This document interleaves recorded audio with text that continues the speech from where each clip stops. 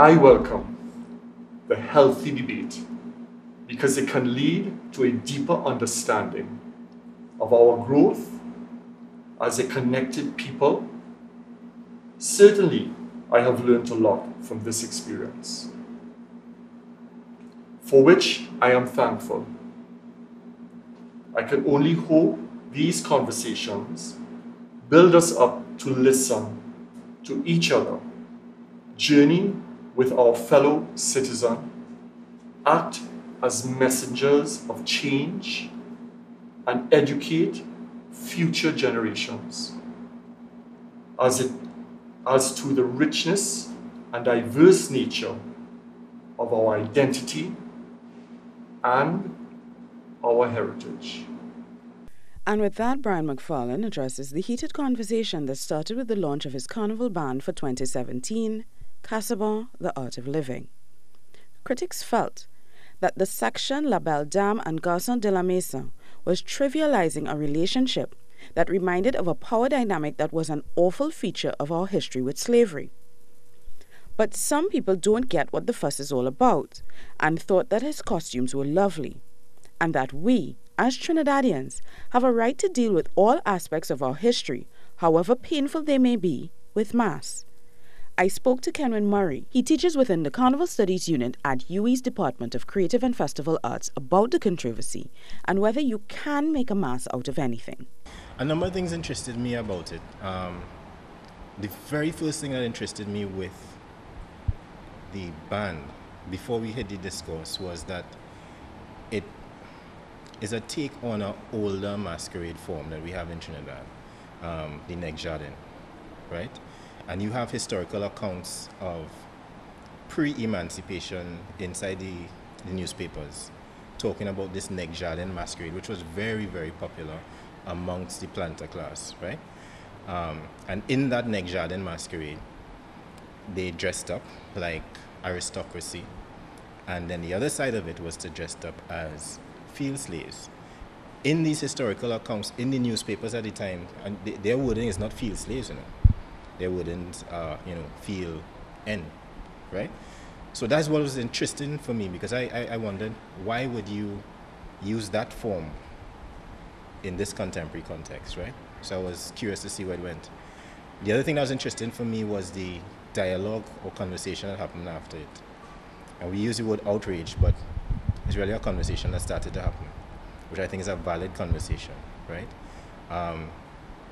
For me, having taught in the degree for about 10 years, I saw where people's information lifted, right? When I just started to teach in the degree, and when I did the degree, these ideas of Carnival not originating solely from its French ancestry or French ideas of where Carnival originated were new, Not really new, but you could walk into a class and say that and people didn't know, right? So for example, I walked into a class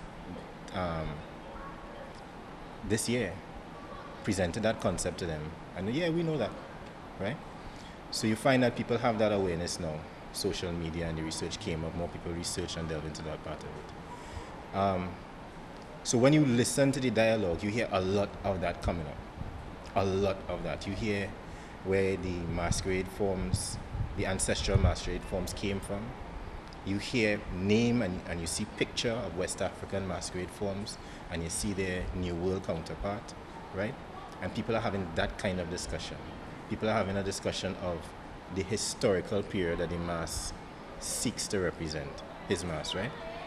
What really happened around it, The ways that we were taught about it in our history books, the language that was used, and people are deconstructing those things. In other words, people are breaking it apart and saying, that's what we were taught, but these are the things were happening.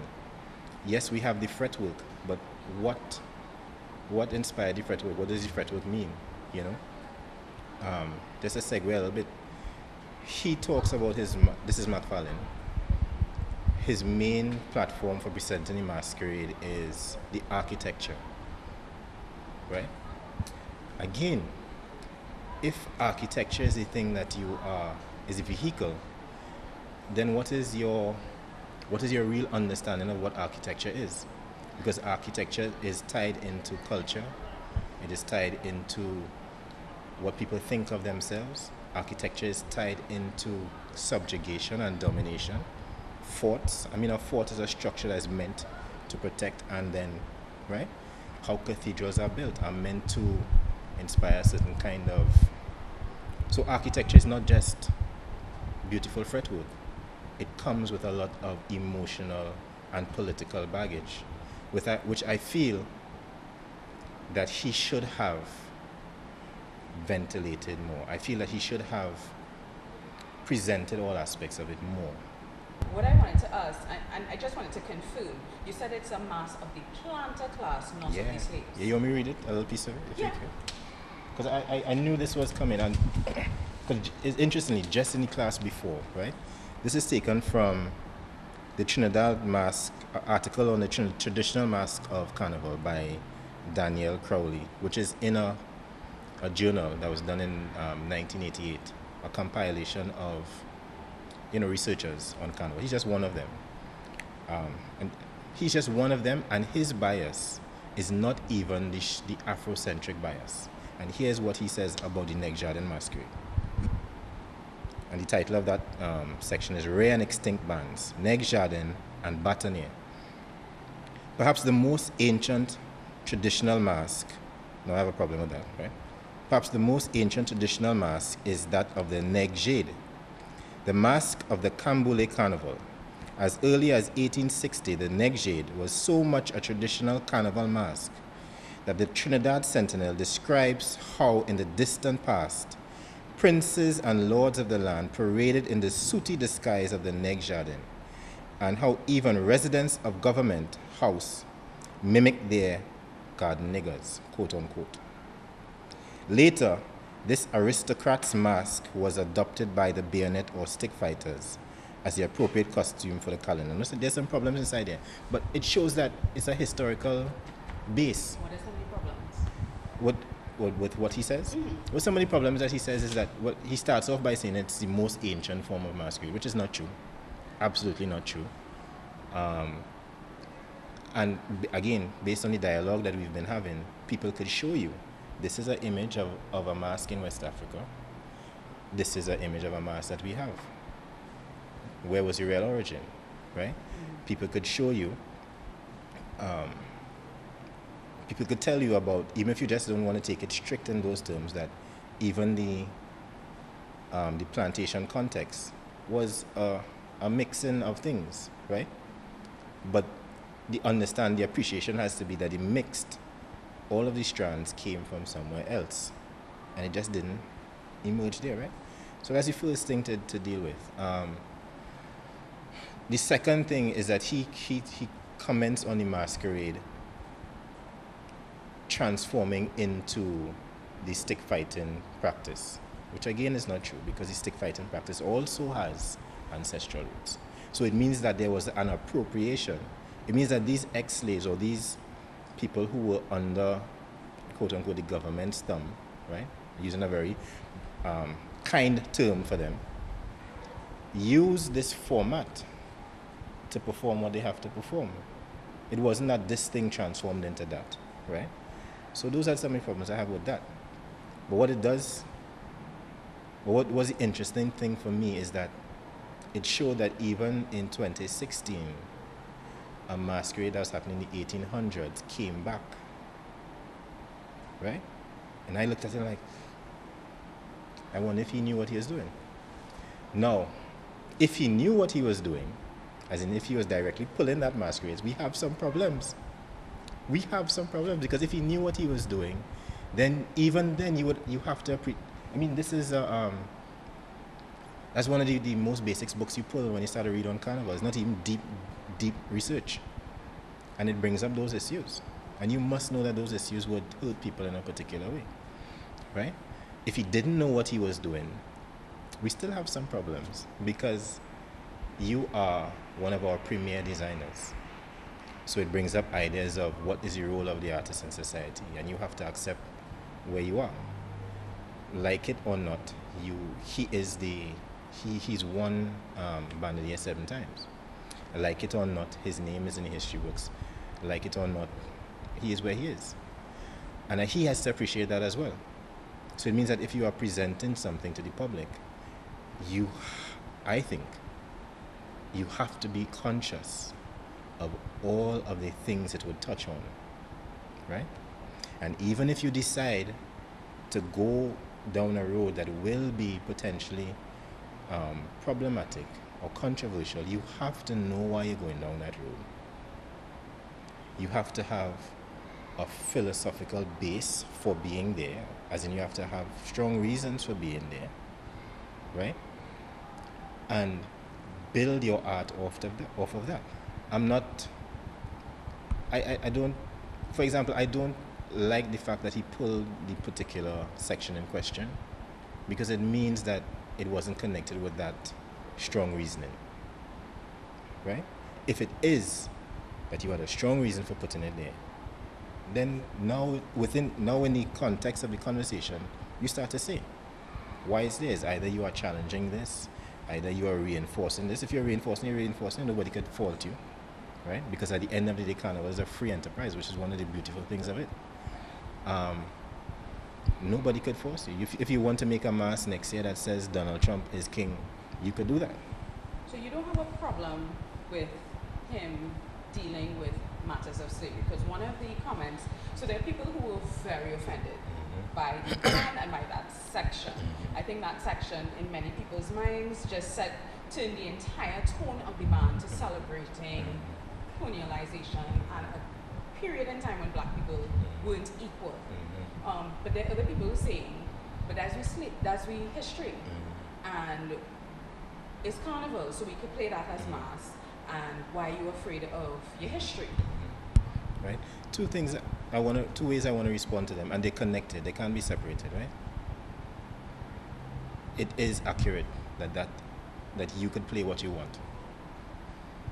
Full stop. You could play what you want. Carnival remains a free enterprise. Carnival remains that space that could, if you could go tomorrow and say what you want to say, right? So he's very much legitimized in that aspect. In the second aspect that's connected with it, whilst you could play what you want, right? We are also we also have the agency to respond to what you say. And us as the spectators, Carnival has always had that, right? We have the agency to respond to what you say and say, listen, that's yay or nay, right? And what the conversation has been is that, yes, he referenced slavery, but he referenced slavery from a particular perspective, and a perspective that does not validate the histories of many who had to survive through the period under a very brutal atmosphere. That's real. The fact that we are here is that people form strategies of survival. That is real. The fact that we are here is that people had to take injustice and abuse, right, amongst the fretwork. So that is something that you have to have some kind of social sensibility about. Now you get to choose your side, right? But it is disingenuous to say or present it as if that is the history of that period. The conversation that we're having on it is critical. It is valid, and the people who are feeling that angst are coming from a very real place, right? And I cannot say that I'm not feeling the angst as well. It is as real as having people reassess their friendships and social relationships. And this is telling you how sensitive these issues are. And we use the word sensitive, and when we say the word sensitive, it makes the people who are calling out sound like crybabies when they're not. I see no difference in, if we were to reference the Black Lives Matter movement, where you have people are saying, listen, there's an injustice that is hurting me. There's an injustice that is that has me unable to sleep. And then you have another side that's saying, what are you talking about? Right? It's as real as that. Because you have youth who have read, who have seen, who have heard the stories from their mother and father. It may not have gone back to slavery, but they know how their mother struggled to make ends meet. They know how their father struggled to make ends meet when they saw other people advancing. They know how it is to go into another environment and feel like a second-class citizen, right? And which is why I'm questioning why these things didn't come to Mr. MacFarlane as well. We are also in an environment where our main cultural influence, North America, is going through issues of race, right? And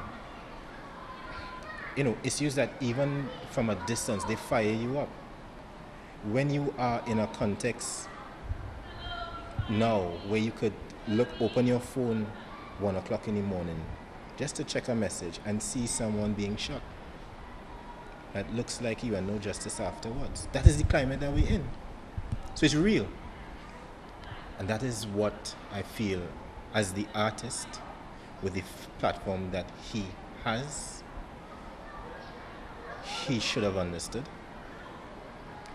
And not to say that it prevents you from doing what you do, but those issues also have to be genuinely put inside of what you present. What is more important than the issue of how you see yourself and how others see you? Everything we do in society is connected to that. Crime, education, down to health, how you see yourself and the value that you place in yourself is the most critical thing. And that's why it's so real. Geoffery MacLean is an architect and the foremost expert on Michel-Jean Cazabon. In fact, when the government wanted to purchase 10 of the artist's paintings, it's Geoffery they turned to conduct the sale on their behalf. I spoke to him about the ban, which is supposed to highlight the beauty that is this country's heritage architecture. From what I understand, he was looking at Trinidad at the end of the 19th century and early 20th century, and using fretwork as one of his,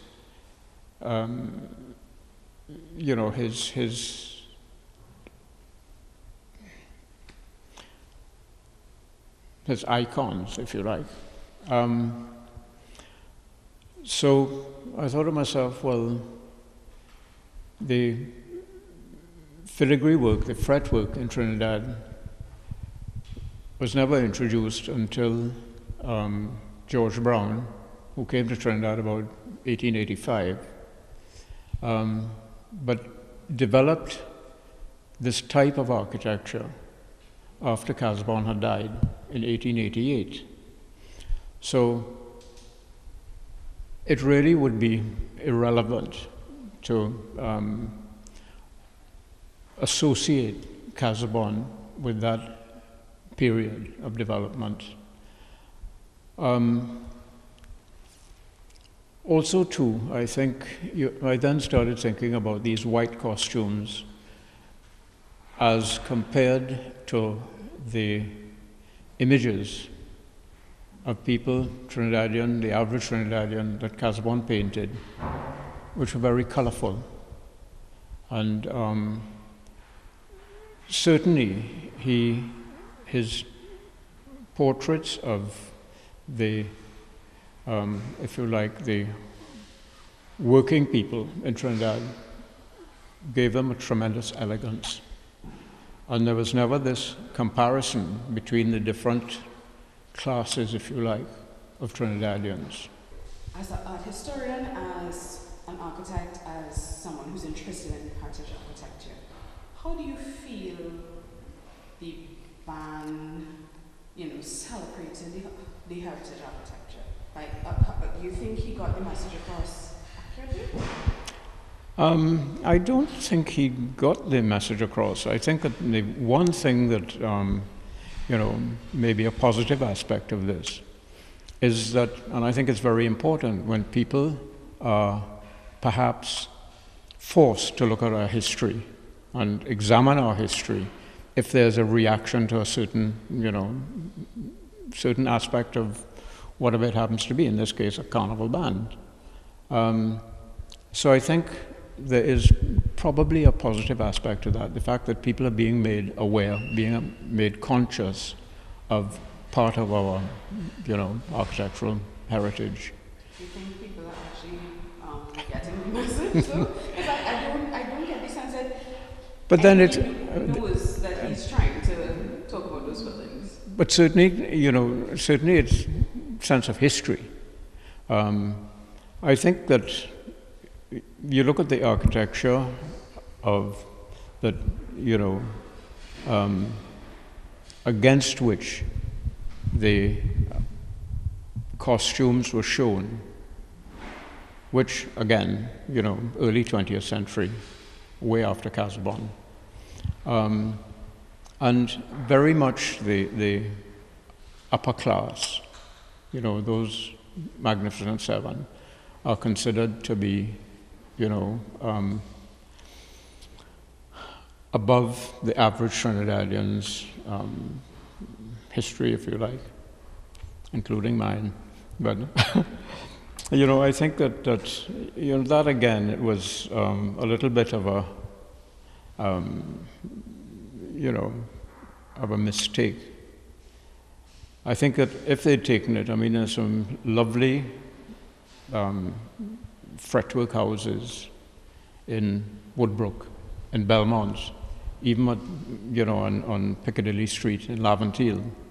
And it would have been more appropriate if these were the backgrounds to these individuals. Brian MacFarlane has said he deeply apologizes for causing offense with his band Cazabon, The Art of Living, but he is grateful for the conversation that has been generated. Hopefully, it has taught us something about ourselves and can lead to a greater understanding of the lives we live in Trinidad and Tobago.